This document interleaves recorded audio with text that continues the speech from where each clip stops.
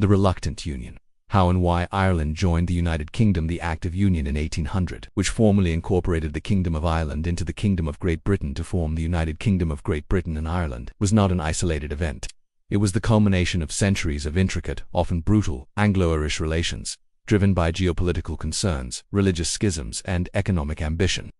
Understanding this pivotal moment requires looking back at the long and complex history that led to Ireland becoming, however reluctantly, part of the United Kingdom. The seeds of control. From invasion to plantation, 12th–18th centuries, the roots of British influence in Ireland stretch back to the 12th century, 1169. The Norman invasion. English involvement began with the arrival of Norman warlords invited by an exiled Irish king.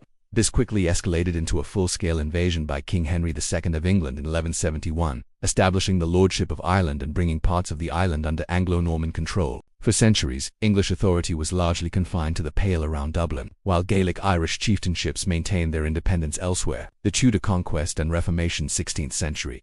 The Tudor monarchs, particularly Henry VIII and Elizabeth I, sought to assert full English control over Ireland.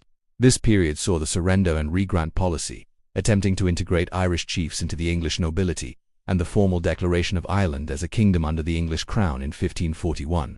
Crucially, the English Reformation introduced a new layer of conflict. Protestant England now viewed Catholic Ireland not only as politically rebellious but also as religiously heretical. The plantations, 17th century.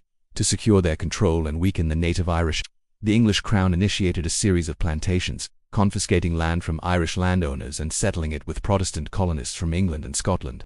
The most significant was the Ulster plantation, early 17th century, which fundamentally altered the demographics of the North, creating a powerful Protestant community distinct from the Catholic majority. Cromwell and the penal laws, mid-17th century onwards. Oliver Cromwell's brutal conquest of Ireland in the 1640s, following the Irish Rebellion of 1641, led to widespread land confiscations and the systematic subjugation of the Catholic population. This was followed by the imposition of the penal laws, late 17th and 18th centuries, a series of discriminatory statutes designed to economically, politically, and religiously disenfranchise Catholics. They were barred from holding public office, voting, owning significant land, joining the military, or even receiving an education. This created the deeply stratified Protestant ascendancy, a minority Anglican elite that dominated Irish political and economic life. Glimmers of independence and the catalyst of rebellion, late 18th century. Despite the oppressive penal laws, the late 18th century saw a brief period of legislative autonomy for the Irish Parliament, mainly due to British distractions with the American War of Independence. Grattan's Parliament, 1782–1800. Led by Henry Grattan, a Protestant politician, the Irish Parliament achieved legislative independence from Westminster in 1782. However, this Parliament was exclusively Protestant, representing only the ascendancy, and the executive power in Ireland still lay with the British-appointed Lord Lieutenant. It was a parliament of landlord magnates, not a truly representative body. The rise of republicanism and the 1798 rebellion. Inspired by the American and French revolutions, a new, radical movement emerged in Ireland, the United Irishmen, founded by Wolfe Tone. This was a non-sectarian republican organization advocating for parliamentary reform and Catholic emancipation, aiming to unite Protestant, Catholic, and dissenter against British rule. Their increasingly revolutionary stance, coupled with French support, directly threatened British control. The fear of a French invasion of Ireland and a widespread internal rebellion culminated in the brutal rebellion of 1798. Though ultimately crushed with immense bloodshed, the rebellion sent shockwaves through the British establishment. It highlighted the deep divisions in Irish society, the potential for a foreign power to exploit those divisions, and the inherent instability of the existing Protestant ascendancy system. The Act of Union. How, why, and when. 1800–1801. The rebellion of 1798 provided the immediate impetus for the Act of Union. The British Prime Minister William Pitt the Younger and his Chief Secretary for Ireland, Lord Castlereagh, became its chief architects. When? The Act of Union was passed by the Irish Parliament in June 1800 and by the British Parliament in July 1800. It came into effect on January 1, 1801. Why British motivations? Security. The most pressing reason was security. The 1798 rebellion, backed by France, demonstrated Ireland's vulnerability as a potential launching pad for an invasion of Britain.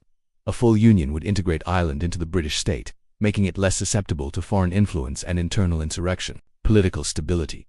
Pitt believed that integrating Ireland into the Westminster Parliament would lead to greater stability by removing the problematic Irish Parliament, which was seen as a hotbed of factionalism and potential disloyalty. Economic integration. Some argued for the economic benefits of a unified market and shared resources, though this was less a driving force than security.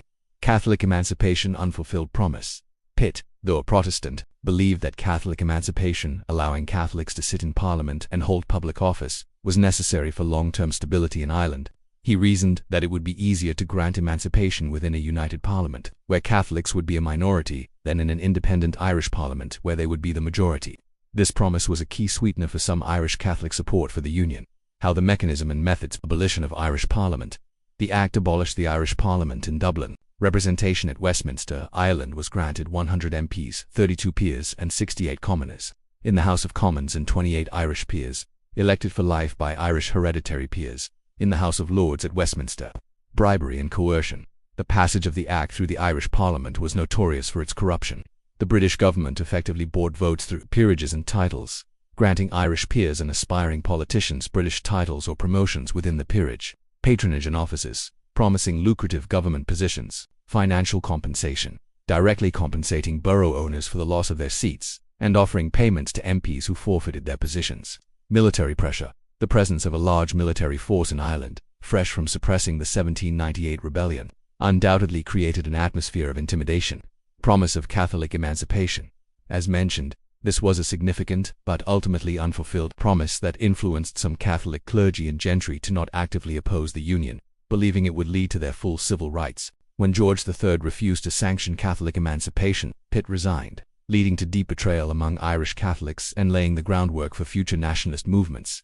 The legacy of a forced marriage, the Act of Union, born out of fear, political maneuvering and open corruption, fundamentally reshaped Irish history. It removed Ireland's limited autonomy, embedding it directly into the British state. The immediate failure to deliver on Catholic emancipation, which only came in 1829 after significant agitation by Daniel O'Connell, fostered deep resentment. Throughout the 19th and early 20th centuries, Irish politics would be dominated by movements to repeal the Union or achieve Home Rule, culminating in the Easter Rising of 1916, the Irish War of Independence, and finally, the partition of the island in 1921, when 26 counties gained independence as the Irish Free State, while 6 counties in Ulster remained part of the United Kingdom. The forced union of 1801, therefore, was not a solution but merely a delay in a conflict that would eventually tear the two islands apart, leaving a complex and often painful legacy that continues to resonate today.